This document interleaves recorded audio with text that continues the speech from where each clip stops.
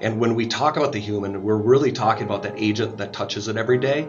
The end customer, if the agent is taken great care of and does a great job, the end customer is going to win. And so when we think about building our software, we always have the agent in mind. Well, if that modern leader is sitting there looking at how they're working, they're going to get some clues really fast. And so it's just kind of, something my dad said early on, right?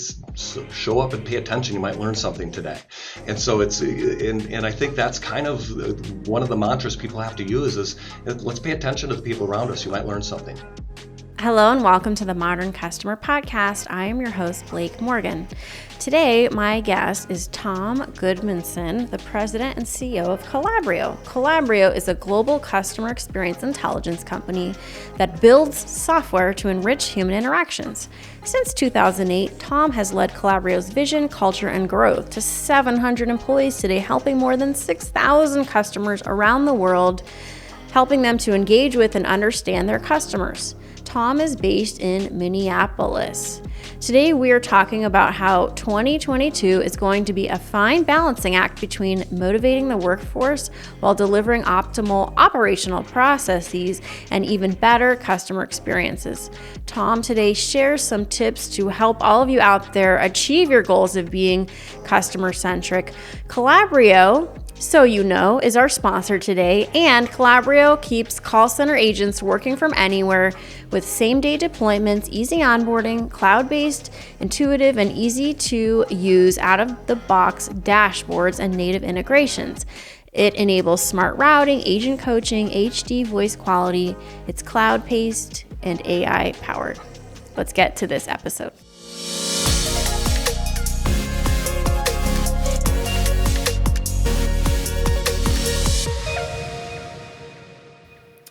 Tom, welcome to the Modern Customer Podcast. How's your day going so far today? Pretty good. How about you? I feel so blessed to be doing the Modern Customer Podcast. And actually, it's been a few years since I've connected with your team at Calabrio. You guys are on to great things. What have you been up to in the last few years? Has COVID been good for business or has it been harder? Wow, it's a combination of all the above. It has been a while since we talked, and it's been, at first it was like everybody else. We were scared. We were taking care of our customers and our employees. But I'm telling you, once people realized how important the contact center is, CX is to this world, it really has helped us. But it also has helped us gain confidence and everything in the markets. Tom, I want to tell you something really quick. Yesterday, I had to call my telecom provider because my Apple Watch broke and I had to change the SIM card so I'd have cell service on this thing because this thing is my life. I run my whole business off this thing. And I waited for 2 hours on the phone, did not get it fixed. I just can't believe the level of service today. And I was thinking as I was walking my dog, if only we equipped customer service people with the same tools and training that we do for our salespeople, the whole world would look so different. So I have personally noticed, even as a customer, and maybe all of you watching and listening to this feel the same, customer service has not been as good the last year and a half since COVID. Are you seeing the same thing, or what are you seeing, Tom? Yeah, we're seeing it all over the board, but you're absolutely right. We're this whole moving to home, the great resignation, customers being more demanding, the combination of all those, right? And the fear in people and what have you, it's really led to this amazing confluence of events that have made it really hard. You see airlines with 10-hour waits to be in the contact center. So it's really, for us, it's been an opportunity for us to rethink about how we help our contact centers. But we're seeing the same thing and hoping that we're helping those centers get better. All right, so contact center, not usually the first thought when even a CEO like yourself thinks of how do we make more money. They don't think, okay, we're going to invest in the contact center. I mean, you and I know that's the right thing to do. But when you say you help contact centers get better, what does better actually mean today? Today it means making sure that you give your employees the tools. They're stressed out. The people that are in your contact center are stressed out. We did a really cool survey last year. We found out that 96% of contact center workers are stressed out to a high degree at least once a week. Wow. So when you think about that, and okay, so when you finally do get through on that call you made, my gosh, if they're stressed out, how good are they going to be with you? And so we're doing what that means to us is we have to give companies the tools to help their employees reduce their stress and drive better customer behavior. So that makes sense to me because customers are stressed. So it makes sense to me that customer facing agents are carrying this burden of angry, frustrated, and stressed out customers. What are the tools you would even give a contact center agent to reduce stress? It really starts with scheduling. You think about most of our agents went home.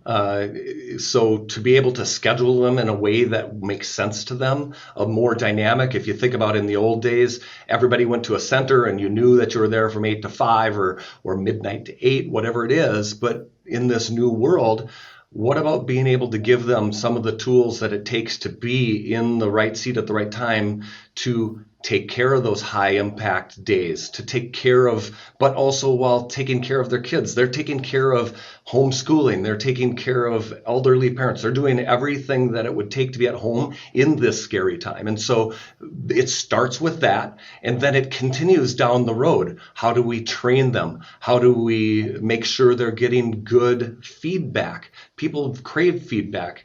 Again, going to that same study I mentioned before, is those people, they rank salary like third or fourth behind having the tools in front of them to do their job and reduce their stress. Wow.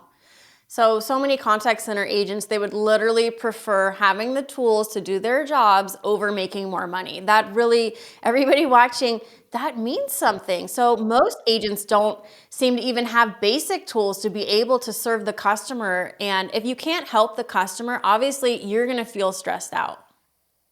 You bet. And they all do. That's been, I've been running this company for 15 years. And I bet you the one thing that I've noticed is, everybody says, I think you made the point, is it's the afterthought of the company a lot of times. But the thing that impresses me most when I think about our customer user event that we have a couple thousand people show up to, there's agents that show up and they want to be better for their customers. They want to take care of. And so intuitively, it makes sense that give them the tools and allow them to do that. And if they feel like they're doing a good job, they're going to be less stressed and take care of your brand better. So you're obviously out in the trenches, you're visiting contact centers all the time. What are you seeing is the thing that's bogging agents down, where they're so burdened with whatever this issue is that they can't serve the customer? What is the thing? Yeah, I think the number one thing is just the overwhelming amount of screens and information they have. So we've done a great job as technologists to put great tools and tips in front of them, real-time alerts, all this stuff that sounds great, right? Surveys, you name it. But each one of those is a screen. And so one of our mantras here is to continue to consolidate those screens, give them single panes of glass. And it doesn't even have to be Calabrio. It could be any, we could be the aggregator of that data and push it to another screen that makes more sense to them. So we're just trying to be really thoughtful about the way we reduce stress. What is it now? A typical agent has 7 to 10 screens open anytime. That sounds stressful to me. Well, if you think about it, all those screens, what does that mean, Tom? That means wait time for the customer. That means complication. That means error. And I think that complication is really causing real damage to the customer experience. So what is happening inside the company where no one is stepping up and saying, this is not simple, this is so complicated? Why isn't anyone saying anything when it's really clear that there's just chaos and disorder in the contact center technology?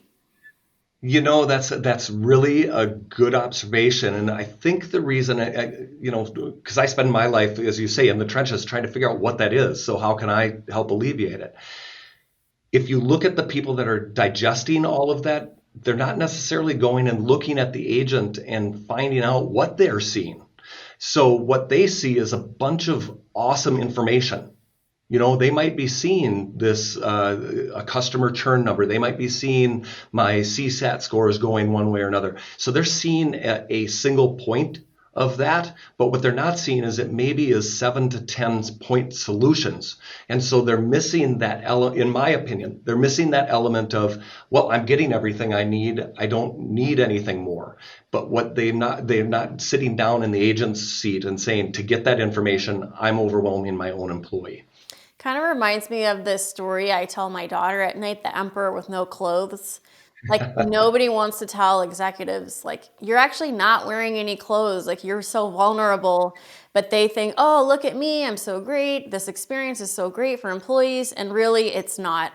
So let's talk about leadership. You are out in the trenches, Tom. What does the modern customer-centric leader, what kind of qualities do you think of when you think of this leader that realizes they're not wearing any clothes and wants to fix it? They're really self-aware, and they've a lot of times maybe they've been agents, or they just have a natural empathy. They're leading from the front, and so what they do is they sit behind an agent, or they're sitting on their screen in certain cases when they're at home agents, or they're reviewing the calls. And if they review the calls with like a piece of our software, which is desktop recording, they're seeing all the screens, so they don't miss that. And so they're diving into, and we've really for many years built what we call a human-centric software company. And when we talk about the human, we're really talking about that agent that touches it every day. The end customer, if the agent is taken great care of and does a great job, the end customer is going to win. And so when we think about building our software, we always have the agent in mind. Well, if that modern leader is sitting there looking at how they're working, they're going to get some clues really fast. And so it's just kind of, something my dad said early on, right? So show up and pay attention. You might learn something today. And so and I think that's kind of one of the mantras people have to use is, let's pay attention to the people around us. You might learn something. That is so smart. Your dad was so wise because, I mean, paying attention and listening is just so rare these days. But as the world gets more complicated, increasingly there are more channels to deal with. Paying attention really matters. Let's talk about all those channels and the complication that is caused by emerging channels. I mean, there's positives as well. It's not just negative. But what are you seeing with companies that are doing a great job of meeting customers where they are on these emerging channels? Yeah, I think the number one thing is they're proactively thinking about those channels. The really good ones are the startup companies. I love watching because they're actually mapping, because the newest that know that they need to have a contact center someday are like mapping their customer journey. And when they think about their customer journey, they're talking about from the point of sale. So they're looking at, how does my sales guy sell this? And then map it to what would be an ideal way for people to talk to me. And they're looking at the demographics. Well, we can dissect a company that's 100 years old and still do those things, but it takes time and effort.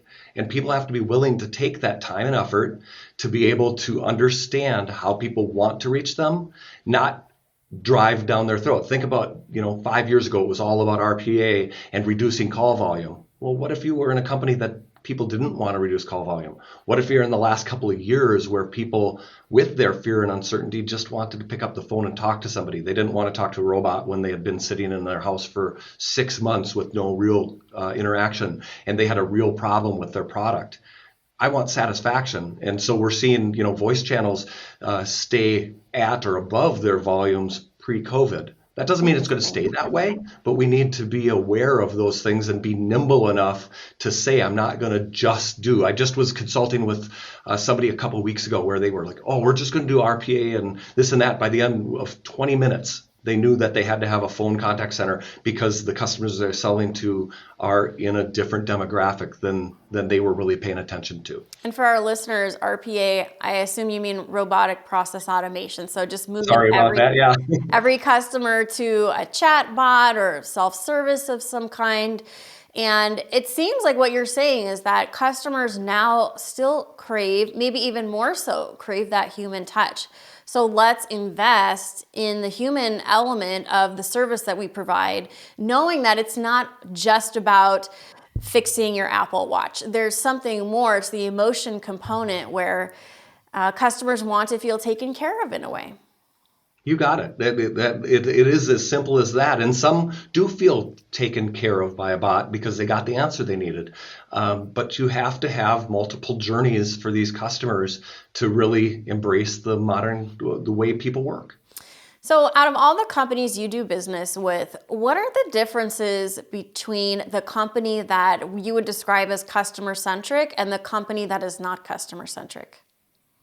The customer centric, it's pretty obvious. It becomes very obvious because they talk about things like how are we reaching them? What is their journey? How are they interacting with us? How are we interacting back?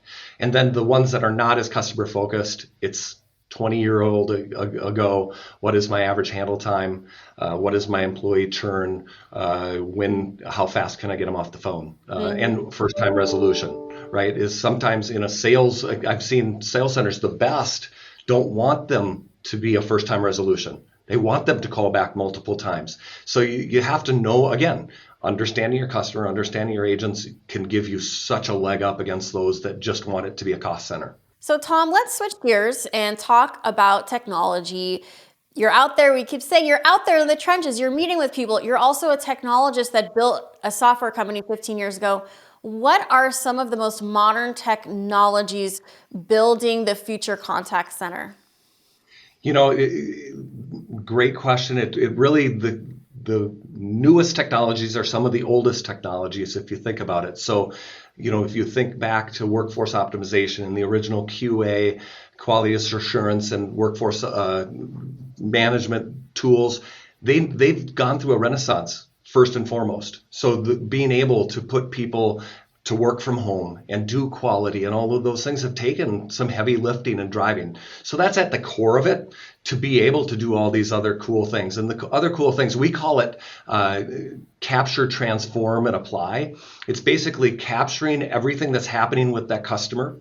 We're transforming it into a digital channel or a digital signal.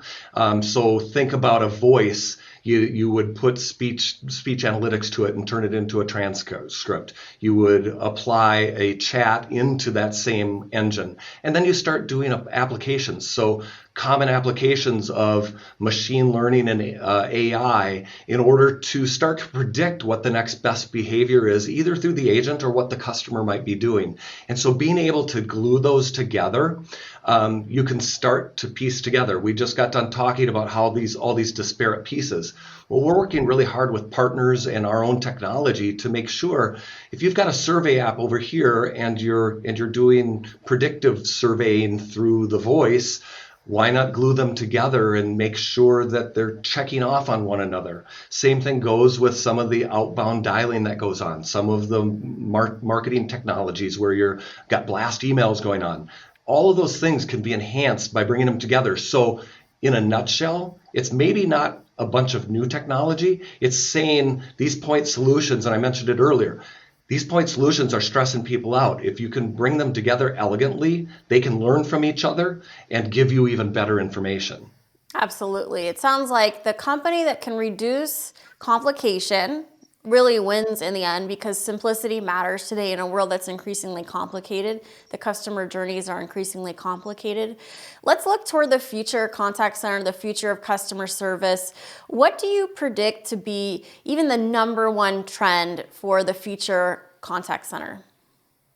I think the number one trend is listening to customers and doing it in 100% fashion. I think we've done a good job, over the years, the very original quality assurance, you listen to 2% of calls. We're up to 100% of calls now. And so that is one component, but it's tying it together. There's also a negative trend that's happened in the last 5 years, as we talked about RPA, we talk about chat and email. Those things are coming in and they're not going through the same rigor as a voice call. And so what I'm finding out is just through that voice signal, and I'm ignoring those other channels. And so if I can amalgamate those into, I'm just talking to the customer. Regardless, those are interactions where I'm talking to the customer. and I pull that together and bring it. And yes, I'm going to want to bifurcate the channels to make sure I'm not ignoring one signal is more effective or somebody's frustrated. You can't ignore that. But also the aggregation of this data is going to give you such a beautiful look at your customer's behavior and your agent's behavior. It sounds like the company that everybody watching this, the company or you that can really look at the data across channels, across environments, across touch points, and can make sense of it. That is so much power there in the ability to pay attention, as we established earlier, and identify patterns. Absolutely. So for the final chapter of the podcast, I think we should do a fun rapid fire round. This is where I ask you questions that have nothing to do with the call center, and you just answer with the first thing that comes to mind. Does that sound good? I'll try. Okay. All right. Well, this one is a little more personal. What is one tool or resource you used for growth or self-development during the last year and a half? Oh my gosh, masterclass. Oh, Absolutely love it. anyone in particular you could share with us? You know what? David Sudeikis is absolutely a genius, and I got the chance after taking his class to actually see him live as soon as kind of we were able to have theater again, and it was just absolutely fantastic. Is that Jason Sudeikis? No, I'm thinking of David Sedaris. I'm sorry. Oh, okay. You mixed two But we can redo that one if you amazing want. people. Yeah, from the New Yorker. David Sedaris, I listened to an amazing podcast with him recently on The Armchair Expert, and I love him because he and I both did Invisalign during COVID because you could wear a mask over your I braces. love it. My wife did the same thing. Oh, amazing. Yay. What is your most embarrassing work moment? Oh my gosh, there's so many. I've been working for 30 years. Probably sitting at a client's, and I'm a nervous mover, and when I start talking, I get pretty animated. And I was leaning up against this beautiful glass bookcase that they had, and I put my backside through it. Okay. Did you knock it over? No, I broke the glass. Okay. All right. Well, maybe they should stick to a wood bookcase and Right. skip the glass for next time. All right. If you could have lunch with anyone dead or alive, who would it be? Oh my gosh. This may sound a little bit corny, but my dad has been gone for 33 years, and I would kill to catch him up. That's wonderful. All right. You're stuck on an island. You have access to water, but you can bring one other food and one other drink. What are they? Oh my gosh. Drink would have to be scotch, and the food would probably be, oh my gosh, some kind of panini. Yes. I love a good sandwich. Amazing. What is the greatest music or band of all time? It's got to be Metallica. Nice. All right. Last question. If you had $1 billion, what would you do with it first?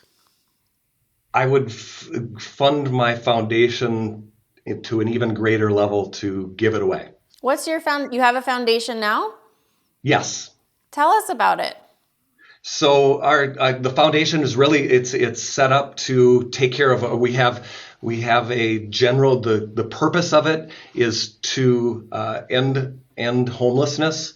In order, so we have this idea that nobody gets out of poverty without stable housing, and so everything feeds that. And I'm on the board of Habitat Humanity of Twin Cities. Is the main goal and give, but then there's a bunch of other things that help people break that cycle and get into stable housing.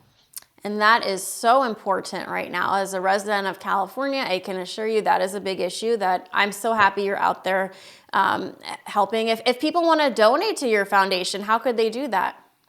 You know what, I would say look at the things and contact me, and I'll tell you the things I'm investing in, because I can't take outside money, but I can tell you where it's going so you can get into one of those. All right, And great. thank you for Well, that. that's a great segue to our last question.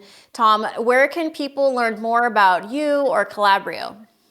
You can learn about me on LinkedIn, Tom Goodmanson, CEO of Calabrio. You can email me at tom.goodmanson@calabrio.com. And then the most important one, because I'm just one person, the amalgamation of what we've put together is calabrio.com. Well, awesome, Tom. This has been really fun, and I just appreciate you being here, and hopefully we'll connect again soon. Thanks for being on the Modern Customer Podcast. Thank you so much. This has been great. All of you tuning in, thank you so much for checking out the Modern Customer Podcast. Leave me a review on iTunes to help more people find this growing show. Until next time.